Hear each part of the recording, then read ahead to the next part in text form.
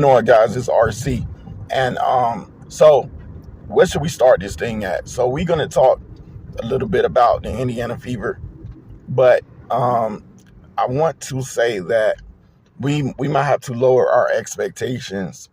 Um, with Caitlin Clark, we want to hope for the best. But this rookie campaign, it won't be an easy go for Caitlin, but I do think that she's talented and skilled enough to figure it out. But I just want to tell you guys that, I think that we should, not exceed expectations. And I think it's important to say that because she got the weight of the world on her shoulders. She literally has the WNBA weight of the world on her shoulders. And I don't think that, it should be that way. But then again, some people will say that, they put so much demand on her. So let's see if she can meet, such demands. And, I think she will play with some of the best talent that she's ever played with, period. But I do want to tell you guys that, let Caitlin grow, allow her to develop and make her mistakes because it's going to happen. And unfortunately, I think the biggest problem is, a lot of people, they just feel like, they forget that, at the end of the day, she's still just a young player, even at age 22, just growing and learning the game. And she's going to be a rookie all over again. So it's going to be like Caitlin Clark is a rookie because she's starting all over again. And she is. So, I mean, it's similar to how when she started her freshman campaign at Iowa, and she was always a player that had this own factor. And, I could tell that she was special. But, it takes time to become the best player that you want to be. And there's challenges, defensively. There's going to be challenges there. Her trying to hunt for the best shot possible, improve shot selection, just making sure that, she incorporates her teammates into everything, which I know she will. She's a very special passer, underrated rebounder. You can't take shooting away from her. So we know that she's going to score. But if you ask me if Caitlin is going to come into the WNBA and set it on fire immediately, I would even say that even me, myself, being one of her biggest fans, that, I would probably say no. I would. I mean, in comparison, we sometimes we forget Caitlin isn't 6'4", 6'5", 6'6". Caitlin she's 6 feet, and she's incredible with the ball. At times she's careless with it, but yeah, she's incredible with ball handling. She got the saucy moves, the oohs and the ahs type of moves, very effective and efficient with layups.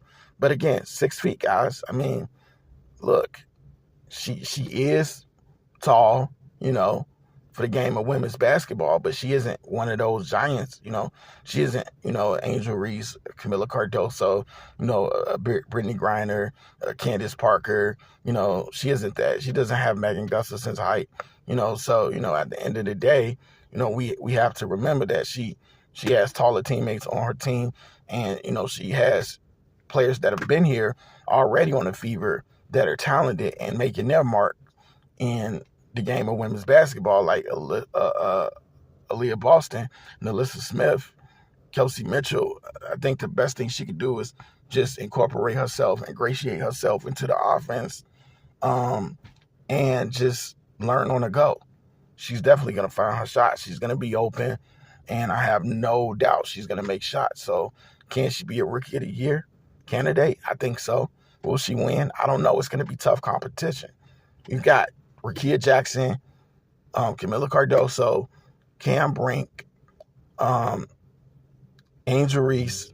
You have a lot of players that could come into this league, Elisa Peely, and threaten for that ROI, that Rookie of the Year.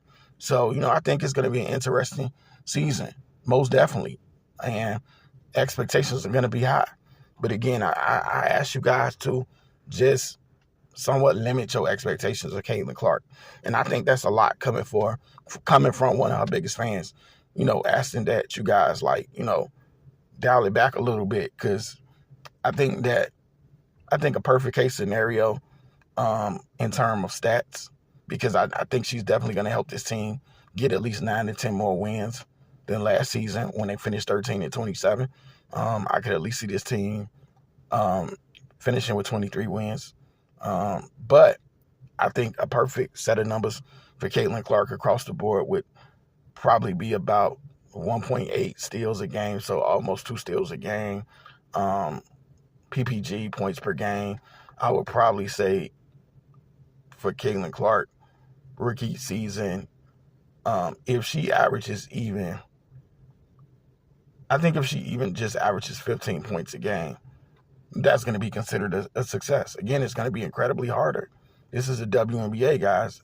You know, this is new territory for Caitlin Clark. So if she was to average 15.2 points a game or 15.3 a game, I don't see a problem with that.